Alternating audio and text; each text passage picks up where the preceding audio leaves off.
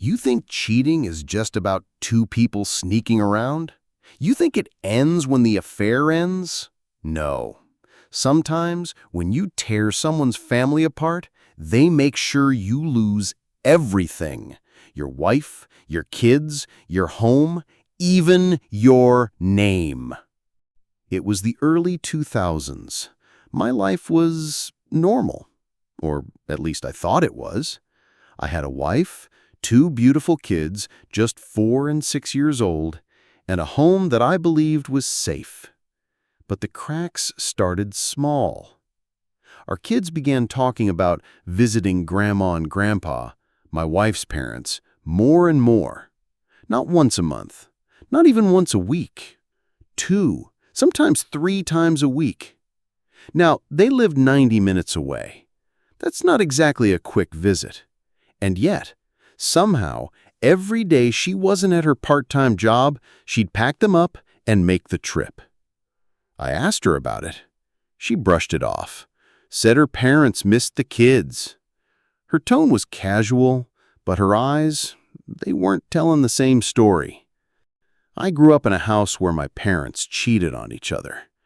I learned early what a lie looks like when it wears a smile. And she was not a good liar. I started with something simple. I tracked the mileage on her car. Week after week, she was driving about 400 extra miles. That wasn't just visiting her parents. It was something else.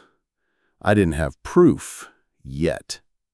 And then, the universe handed me an opening. One night, I sat down at our computer. She'd left a sticky note on the desk, her AOL password written right there. I wish I could say I hesitated, but I didn't. I logged in, and there they were. Emails. Not to the man she was seeing, but to her college best friend. Detailed conversations about how she was sleeping with one of her ex-boyfriends from high school. She even made fun of his wife, how she'd gotten fat after having kids. The smugness in her words, it made my stomach turn. I printed every email, tucked them away.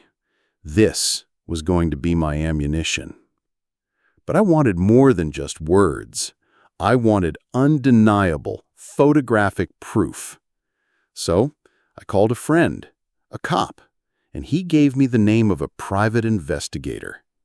Enter Ron, a man who treated finding the truth like an art form. I paid his retainer, handed him the emails, and gave him every scrap of detail I had. And Ron delivered. His report was a masterwork. Photos, dates, times, locations. My wife's routine laid bare.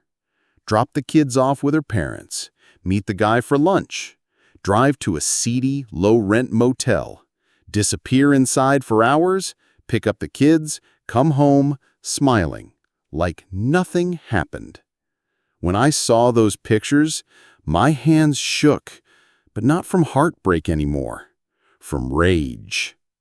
I told Ron I needed to know who this man was. He came back with a name, Bob. Bob was married, with 3 kids. He worked as a VP of sales at his father-in-law's company. And that little detail, his job being tied to his wife's family, that was a golden thread I could pull.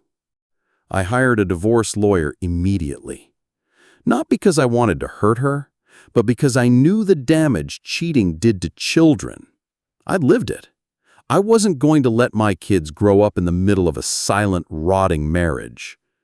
But I also had something else in mind. A way to make sure Bob paid for what he'd done. I asked Ron for multiple copies of his report. And then I told him I wanted one final meeting arranged. The day my wife was served with divorce papers, at her workplace, in front of her coworkers, Ron was across town, sitting in the living room of Bob's wife. He handed her the file, every photo, every date, every motel receipt. I wasn't there to see her face, but Ron told me later there was no shock, just this cold, focused fury. I didn't tell her what to do with the information. I didn't have to. From public court records, I found out later just how badly Bob's world collapsed. His wife cleaned out their joint bank account, took the kids, filed for divorce. Her father, Bob's boss, fired him immediately. And since her parents owned their home, Bob was also evicted. It didn't stop there. During one argument at the house, his ex-wife's brother broke Bob's nose. Police were called. Restraining orders were filed.